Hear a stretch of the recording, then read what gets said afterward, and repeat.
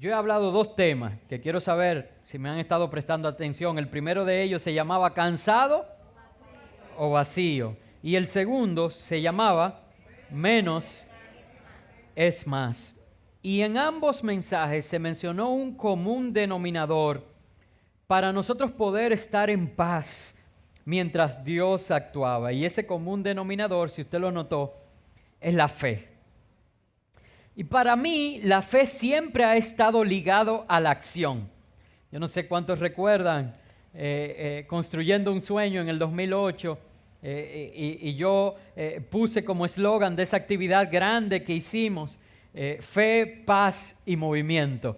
Y algunos se sorprendían de que la fe y la paz provocaran movimiento, pero para mí la fe siempre ha estado ligada a la acción.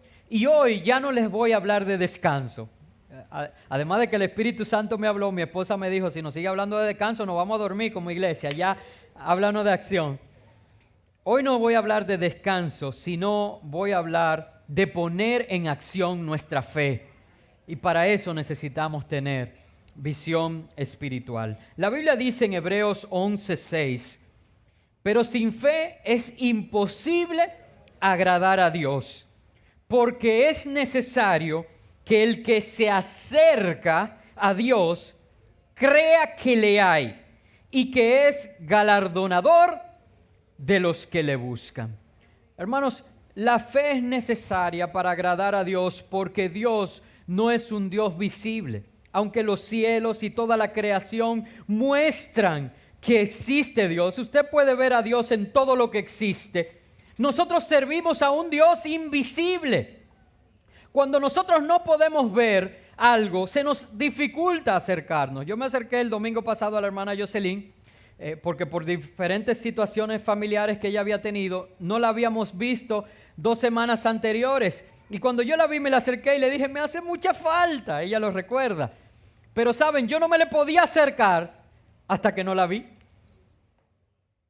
Eso no pasa con el Señor, porque nosotros servimos a un Dios invisible. Es más, Primera de Juan 4:20, y voy a estar leyendo muchos versos porque quiero fundamentar todo cuanto voy a hablar en la palabra de Dios.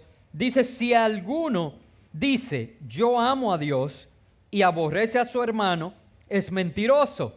Pues el que no ama a su hermano a quien ha visto, ¿cómo puede amar a Dios a quien no ha visto? Quiere decir, hermanos, que nosotros como creyentes y en este proceso de acercarnos a Dios, de tener intimidad con Dios y de tener una relación personal con Dios, tenemos que aprender a vivir por fe y no por vista.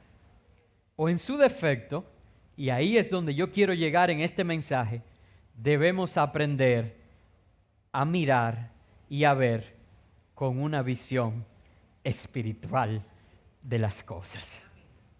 Porque si aprendemos y son abiertos nuestros ojos espirituales, entonces nosotros podremos ver claramente a Dios y su voluntad para con nosotros.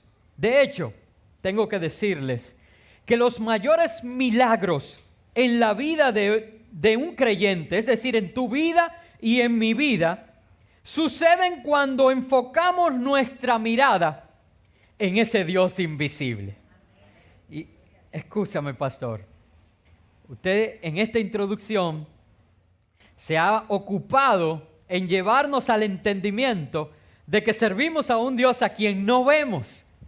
Y ahora nos está diciendo que los mayores milagros de nuestra vida, de la vida del creyente, suceden cuando enfocamos la mirada en ese Dios invisible. Mira lo que dice Hebreos 11:27 acerca de Moisés. Por la fe dejó a Egipto, está hablando de Moisés, no temiendo la ira del rey, porque se sostuvo como viendo al invisible. Quiere decir que si Moisés encontró una manera de que su sustento, de lo que lo mantuviera centrado en el propósito que Dios le había dado. No fuera su temor, su miedo a la persecución y a la ira del rey, sino que se sostuvo como viendo al invisible. También tú y también yo podemos abrir los ojos espirituales, tener visión espiritual y ver claramente el propósito de Dios en nosotros. El profesor Juan Bosch, político, literario, dominicano, dijo una vez, y usted de hecho lo puede buscar en el internet como una de sus frases célebres, de que en política hay cosas que se ven y cosas que no se ven, y que las que no se ven son más importantes. Y esto es solamente una aplicación de estos políticos que son astutos, que dicen que no creen en nada, pero han entendido que la Biblia es la fuente de toda sabiduría y usan frases de ella para, ¿verdad?, mostrar esa sabiduría como propia. Miren lo que dice 2 de Corintios 4:18, a ver si guarda un poco de relación con esta expresión. En el ámbito espiritual, dice 2 de Corintios 4:18, no mirando nosotros las cosas que se ven, sino las que no se ven. Pues las cosas que se ven son temporales, pero las que no se ven son eternas. Ciertamente hay sabiduría en decir que muchas veces las cosas que no se ven son las más importantes, no porque lo haya dicho un político, y no refiriéndome a la política, sino porque en términos espirituales, hermano, todo lo que tú puedas ver es temporal. Y usted dice, pero yo estoy viendo a mi hermano y usted dijo que él tiene vida eterna. Sí, pero no con ese cuerpo, sino con un cuerpo transformado. Ese cuerpo a los 70 años, 80 ya no sirve para nada. Y yo no me imagino a nadie con bastón en el cielo y con dolor.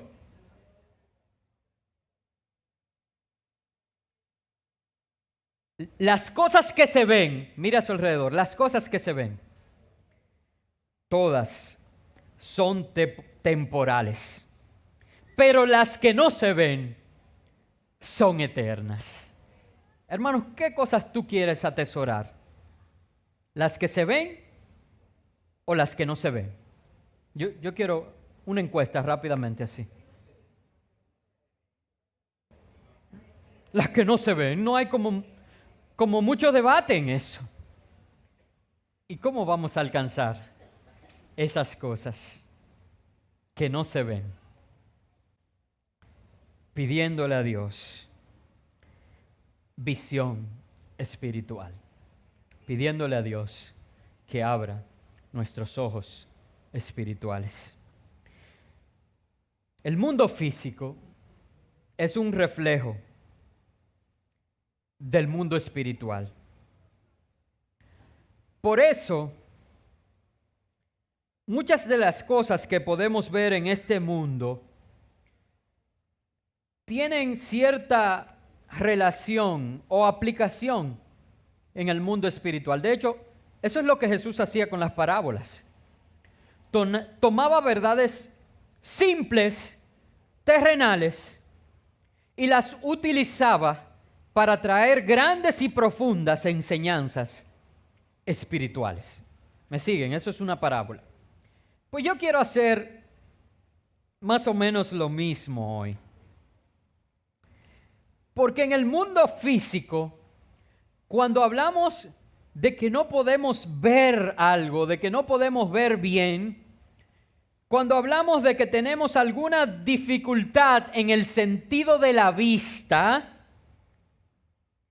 generalmente, y no quiero entrar, ¿verdad?, en detalles médicos, pero generalmente esos problemas de la vista, del sentido de la vista, en su mayoría, vienen dados por un asunto de enfoque.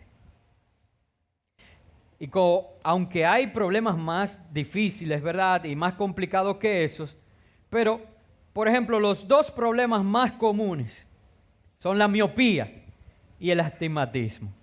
Y de hecho, la miopía, usted no ve que el miope hace esto. ¿Qué usted cree que está haciendo ese miope ahí? Enfocando para tratar de con su limitado sentido de la vista poder alcanzar a leer esas cosas que no puede ver.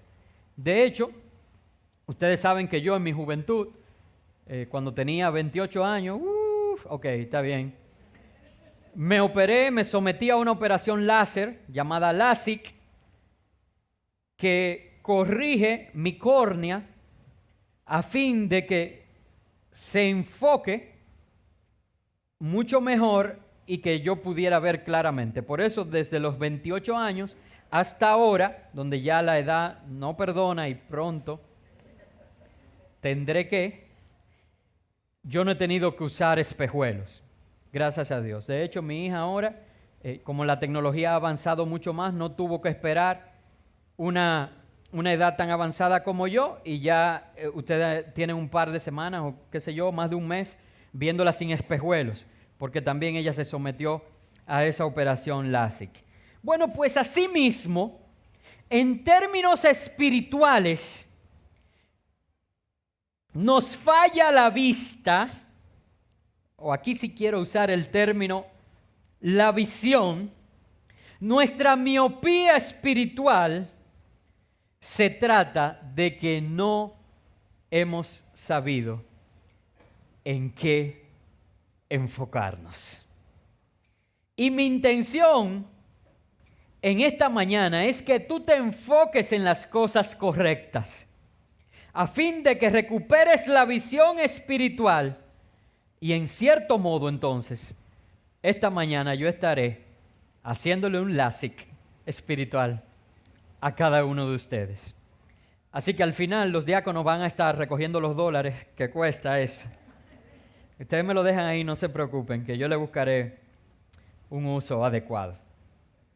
Para esto, yo quiero que vayamos brevemente a un texto que se encuentra en el segundo libro de Reyes, en el capítulo 6, versos 15 al 18. Y hubiera querido poder leer todo el capítulo, pero voy a tener que rápidamente parafrasear. Muchos de ustedes tienen conocimiento de esto, del profeta Eliseo y su siervo.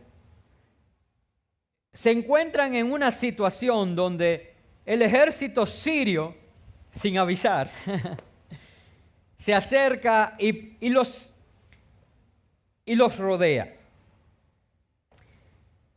Y esto fue lo que aconteció rápidamente, a partir del verso 15. Dice: y se levantó de mañana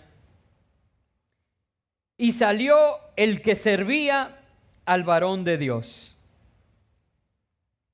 Y he aquí el ejército que tenía sitiada la ciudad, con gente de a caballo y carros. Escúcheme bien, hermano, fue esto. Nos levantamos, como muchas veces nosotros nos levantamos, y yo no sé usted, pero yo no soy, como dicen los gringos, una morning person. Para mí levantarme en la mañana no es tan fácil. A mí es más fácil usted habla conmigo a la 1 de la mañana, porque yo no me apago muy fácil. Pero encenderme, yo como que soy de tubo, me cuesta. Y de momento usted logra levantarse, y yo no sé si a usted le ha pasado, y lo que se encuentra es rodeado, pero no con un problemita, no. Usted ve carros, caballos y todo un ejército delante de usted, y usted dice: ofrécome. ¿Y qué fue? Yo estaba durmiendo.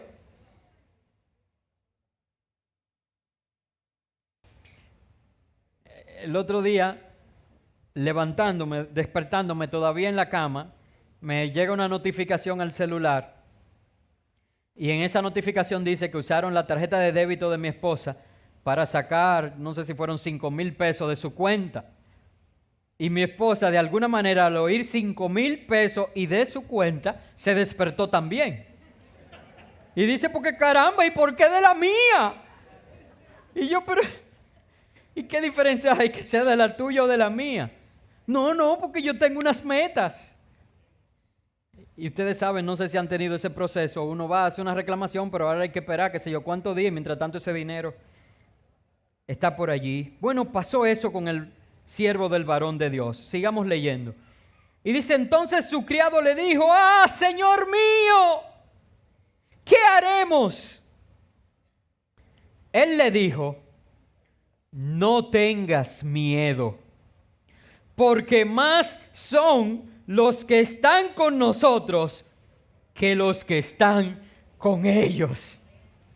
Hermano, y yo me imagino a este siervo mirando a mano derecha y a mano izquierda y al centro y a todos lados y dice, déjame, Sirio, Sirio, Sirio, Sirio, Sirio. Oye, más son los que están con nosotros, pero será disfrazado de sirio que están. Porque yo no puedo ver. Y muchas veces eso nos pasa a nosotros, que todavía tenemos de parte de Dios una palabra. El varón de Dios le estaba diciendo, no tengas miedo, porque más son los que están con nosotros que los que están contra nosotros.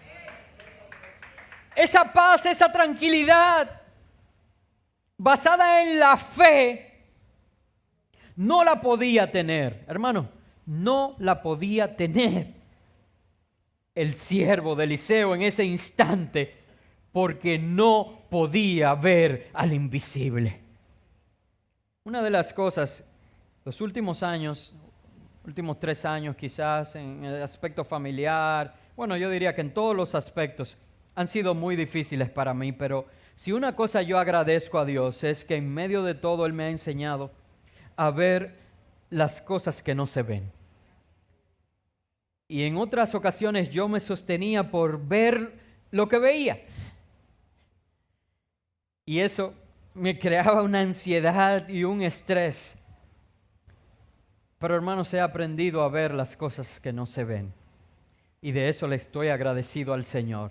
Y eso me permite confiar aún en medio de las situaciones más adversas. Me imagino a este siervo lleno de temor.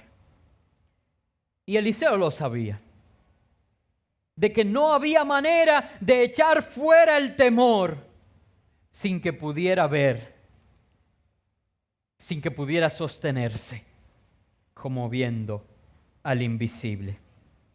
Y entonces, sigamos leyendo, dice, y oró Eliseo, y dijo, te ruego, oh Jehová, que abra sus ojos para que vea. Y yo les pregunto, antes de terminar de leer, ¿a qué ojos y a ver qué se refería Eliseo? Porque yo le pregunto, ¿tenía su sentido de la vista afectado a este siervo? Él estaba viendo mucho sirio. Y estaba viendo mucho carro. Y estaba viendo mucho caballo. O sea que 20-20 estaba su sentido de la vista. ¿Y qué es esto de abre sus ojos? ¿Y qué es esto de que vea? La oración de Eliseo estaba rogándole a Dios que abriera sus ojos espirituales y que le diera una visión espiritual de lo que estaba pasando. Hermanos, es mi oración hoy que Dios abra tus ojos espirituales y que te permita tener una visión espiritual de tu situación. Oró de esta manera y dijo: entonces Jehová abrió los ojos del criado. ¿Cuáles ojos? Y miró. ¿Cómo miró? Las cosas espirituales. Y he aquí que el monte estaba lleno de gente de a caballo y de carros de fuego alrededor de Eliseo. Y luego que los sirios descendieron a él, oró Eliseo a Jehová y dijo: te ruego que hieras con ceguera a esta gente. Y los hirió con ceguera conforme a la petición de Eliseo. Miren, hermanos, la oración del hombre de Dios. Que los ojos espirituales y la visión espiritual le fuera dada a su siervo. Y al Dios contestar su oración, éste pudo ver que ciertamente la palabra del hombre de Dios era válida y era veraz. Ciertamente los que estaban con ellos eran más, porque habían hombres de a caballo de Siria, pero había muchos hombres de a caballo en la visión espiritual. Había muchos carros de Siria, pero habían carros de fuego alrededor del hombre de Dios. Pero asimismo, como hizo esa oración, le pidió a Dios que de igual manera cegara los ojos de aquellos que habían venido a buscarles.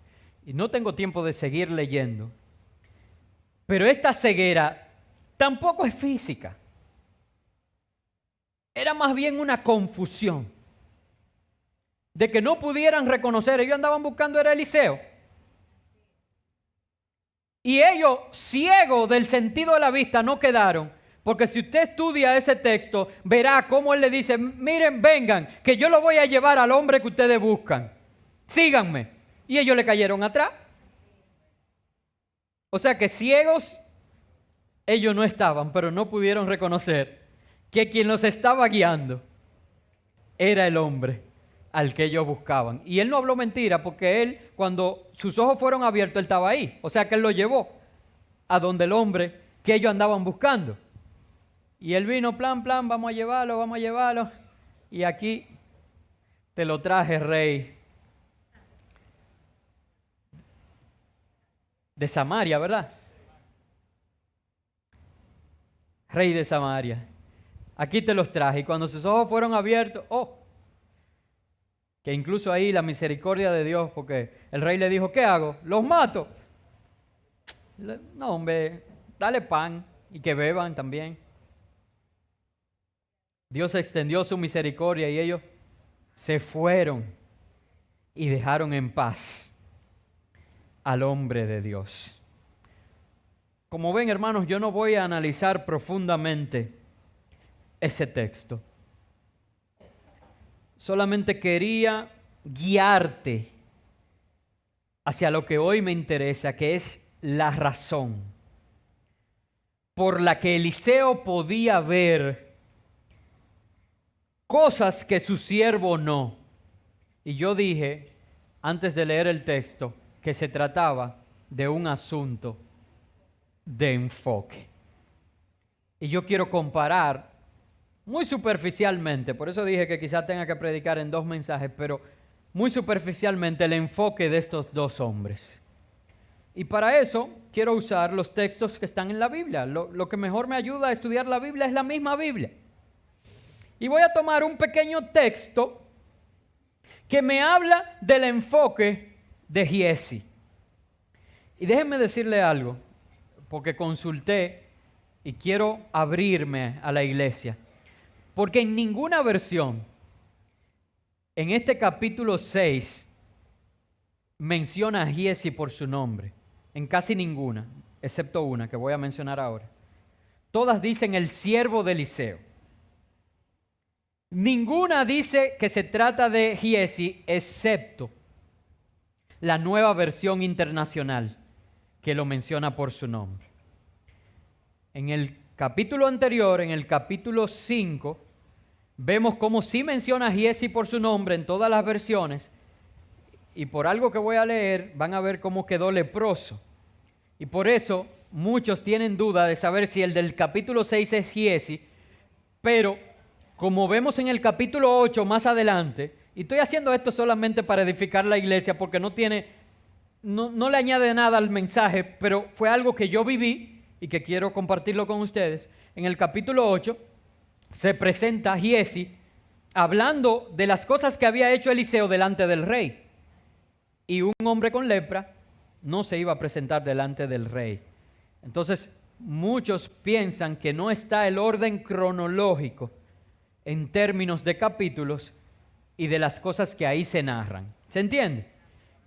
Como la Nueva Versión Internacional sí dice que es Giezi, y además la etimología en sí del nombre de Giezi dice el Valle de la Visión, entonces yo estoy asumiendo, y es motivo de discusión, ¿verdad? Por eso me estoy abriendo, me estoy presentando vulnerable, de que Giezi era ese siervo de quien se habla en el capítulo 6. Bien, y lo consulté con algunos de nuestros pastores, lo consulté con algunos de nuestros ancianos. Digo esto para que veamos ahora el enfoque de Giezi. Dice el segundo libro de Reyes, en el capítulo 5, 19, cuando vino un general sirio también, pero que vino pidiendo permiso a su rey, no como forma de atacar, sino con una carta de permiso a ver al hombre de Dios porque tenía una lepra que se lo estaba comiendo vivo y había escuchado de lo que Dios hacía a través de este hombre y vino buscando su bendición. Y Dios lo bendijo. El hombre de Dios le dijo qué hacer. Este fue sanado. Él quiso retribuir al hombre de Dios. Eliseo no tenía su enfoque en cosas materiales y no le aceptó. Y él se fue. Pero miren lo que pasó con Giezi. Segundo libro de Reyes, capítulo 5, verso 19. Puedes irte en paz, respondió Eliseo.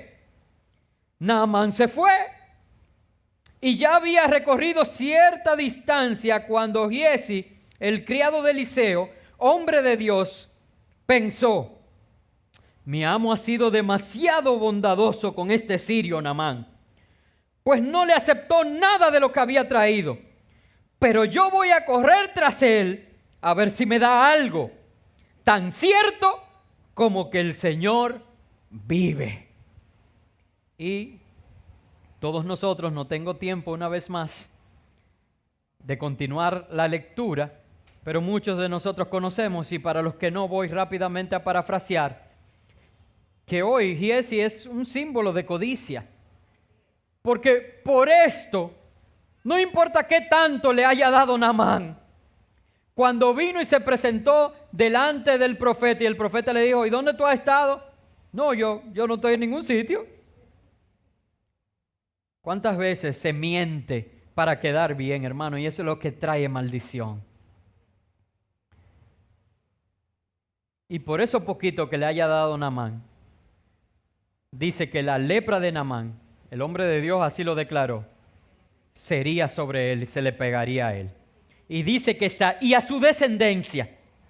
O sea que que Giezi y los hijos sufrirían de esta lepra por la codicia que mostró, porque su enfoque estaba en las cosas terrenales. Y dice que ahí mismo salió de delante de la presencia del profeta, dice, blanco, blanquito, lleno de esa lepra.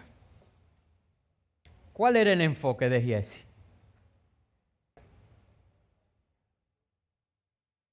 ¿Qué fue lo que él vio? Hermano, usted ve un milagro tan grande que un general sirio viene lleno de lepra y Dios lo sana. Y el enfoque de Giezi era: pudimos sacarle alguna ganancia a este sirio. El profeta es un hombre demasiado bueno y yo no voy a desaprovechar esta oportunidad. El enfoque de Giezi estaba en las cosas terrenales. Por eso Giezi no podía ver las cosas espirituales. Ahora vamos a poner en contraposición, vamos a comparar el enfoque de Eliseo. Porque ¿por qué Eliseo sí? ¿Y por qué Giezi no? Bueno, ya vimos que Giezi tenía su enfoque en las cosas terrenales. Vamos a ver el enfoque de Eliseo en qué estaba. Y yo quiero que vayamos al capítulo 2, en el verso 9 del segundo libro de Reyes. Y todos nosotros sabemos que Eliseo andaba con Elías.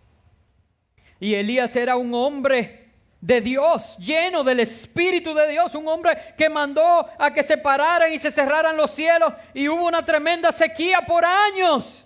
Un hombre que se enfrentó a 400 profetas de Baal y los derrotó. Un hombre que habló que descendiera fuego del cielo y fuego descendió del cielo. Un hombre lleno del Espíritu de Dios. Y este hombre ya cuando termina su carrera, mira la conversación que tiene con Eliseo y la respuesta de Eliseo. Cuando habían pasado, Elías dijo a Eliseo: pide lo que quieras que haga por ti antes que yo sea quitado de ti. Wow. Si tuviéramos las 1001 noche, el genio de la lámpara se le apareció a Eliseo. Pide 3 deseos. Elías le dijo: ¿qué tú quieres que haga por ti antes de que yo sea quitado de ti? Hermano, ¿qué tú responderías? Me da curiosidad. ¿Qué tú responderías? Bueno, Elías, no que tu familia tiene una finca, déjame eso. Déjame la llave de tu carruaje.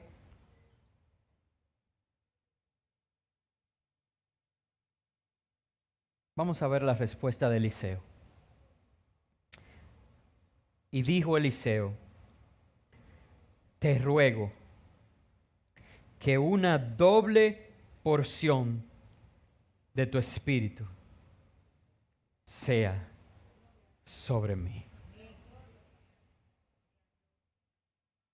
Te ruego que una doble porción de tu espíritu sea sobre mí. ¿En qué estaba el enfoque de Eliseo?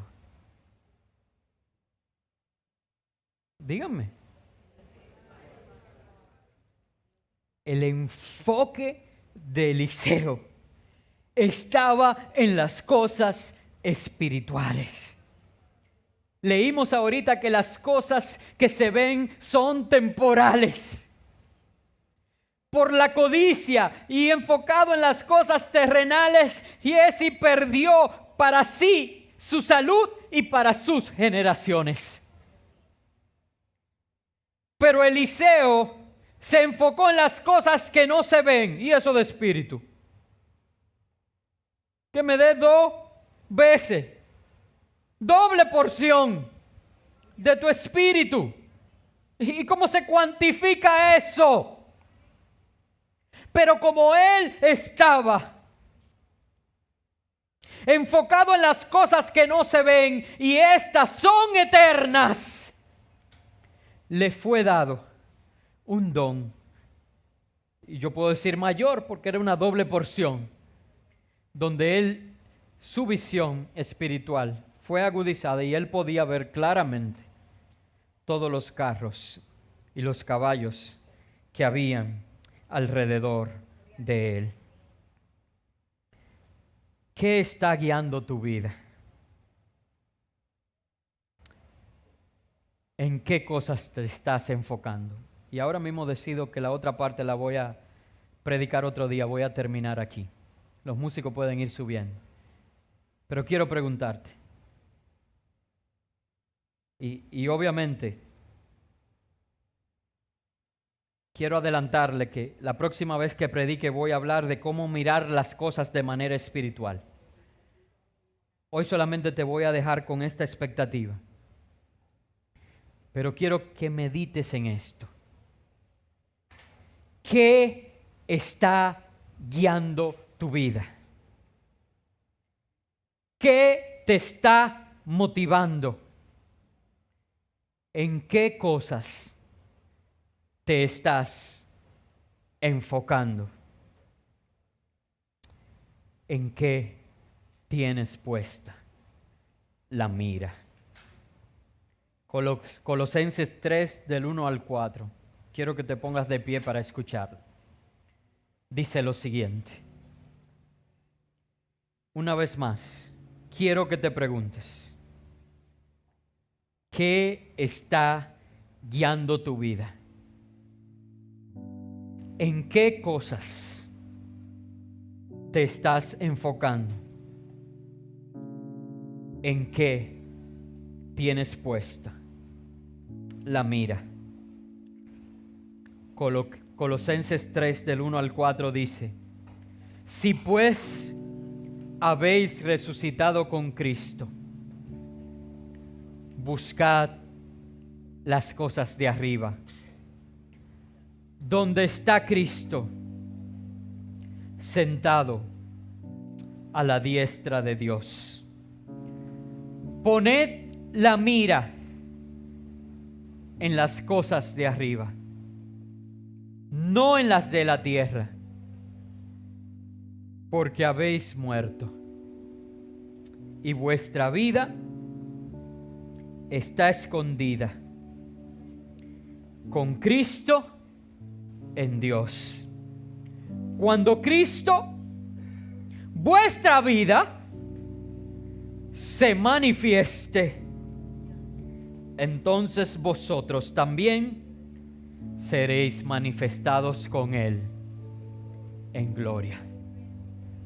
Hermanos, ¿usted tiene paciencia para conmigo para que yo lea una última vez todo ese pasaje? ¿Estás pensando en la pregunta que te hice? ¿Estás meditando en qué cosas guían tu vida? ¿En qué cosas te motivan? ¿En qué has puesto tu mira? Si es así, cierra tus ojos ahora y escucha una vez más. Colosenses 3, del 1 al 4.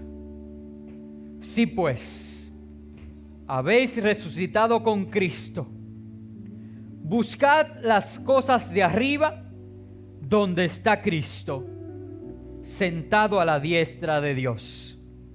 Poned la mira en las cosas de arriba, no en las de la tierra, porque habéis muerto y vuestra vida está escondida con Cristo en Dios. Cuando Cristo, vuestra vida, se manifieste, entonces vosotros también seréis manifestados con Él en gloria. Como Pablo, hermano, depón toda actitud ahora. Depón toda cosa cuanto motivos sean para ti de orgullo. Depón aún tus anhelos y los que has designado como tus necesidades más profundas. Y hoy da todo eso por basura, con el fin de asirte de Cristo, de amarrarte a Él, con el fin de alcanzar las cosas que no se ven, pero que al final son las que prevalecen, que son las eternas. Pon tu mira hoy en las cosas de arriba. Entrégate por completo a Él. Y hagámoslo ahora en adoración.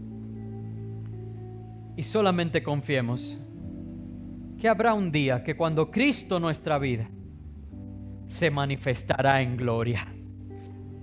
Y ese día entonces, tu gloria será al conocerlo. porque estarás delante de Él. Enfoquémonos en el Señor.